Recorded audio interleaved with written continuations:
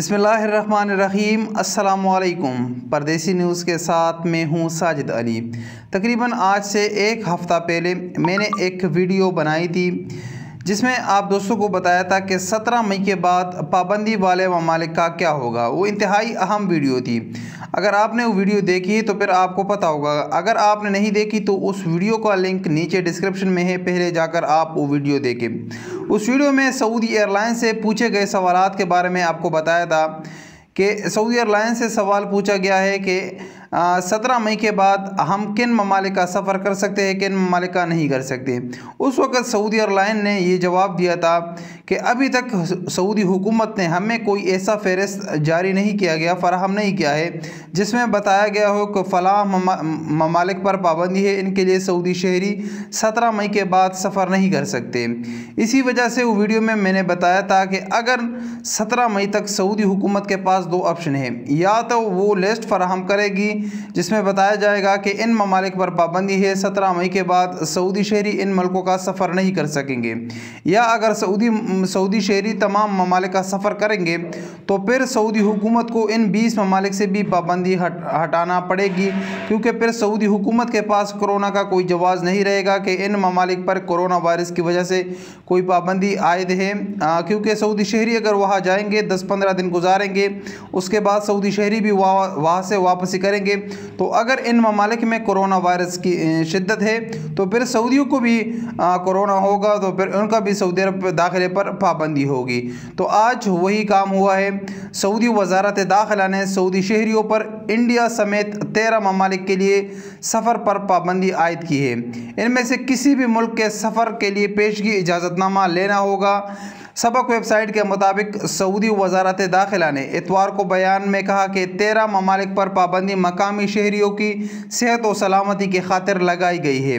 जिन मुल्कों पर पाबंदी लगाई गई है इनमें लीबिया, शाम, लबनान, यमन, ईरान, तुर्की, आर्मीनिया, सोमालिया, जमहूरिया कांगो, अफ़गानिस्तान, वेनेज़ुएला, इंडिया और बेलारूस शामिल है।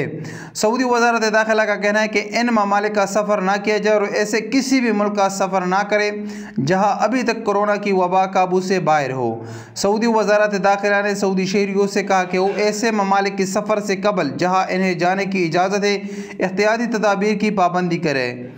अब यहाँ पर ये चीज़ अहम है कि देखो, इसमें 9 ममालिक पर 13 ममालिक पर पाबंदी लगाई है, लेकिन इन 13 ममालिक में पाकिस्तान शामिल नहीं है, ना इसमें अमेरिका शामिल है, ना इसमें इंडोनेशिया शामिल है, इनमें से मिस्र भी शामिल नहीं है क्योंकि मिस्र के लिए भी सऊदी शहरी जाते हैं। लेकिन ये पाकिस्तान, मिस्र और अमेरिका ये उन 20 ममालिक में शामिल है जहाँ के बाशिंदे सऊदी अरब का सफ़र नहीं कर सकते थे। इन चीज़ों को अगर हम इस पाबंदी वाले इस जो फ़हरिस्त फराहम किया गया है, इसका मतलब ये है कि इन जो 13 ममालिक है इसमें कोरोना वायरस ज़्यादा है। इसके अलावा जो ममालिक है वहाँ पर कोरोना वायरस की शिद्दत इतनी ज़्यादा नहीं है। इसका मतलब अगर पाकिस्तान का नाम इसमें शामिल नहीं है तो इससे ये ज़ाहिर होता है कि पाकिस्तान में कोरोना वायरस की शिद्दत इतनी ज़्यादा नहीं है कि वहाँ पर पाबंदी लगाई जाए।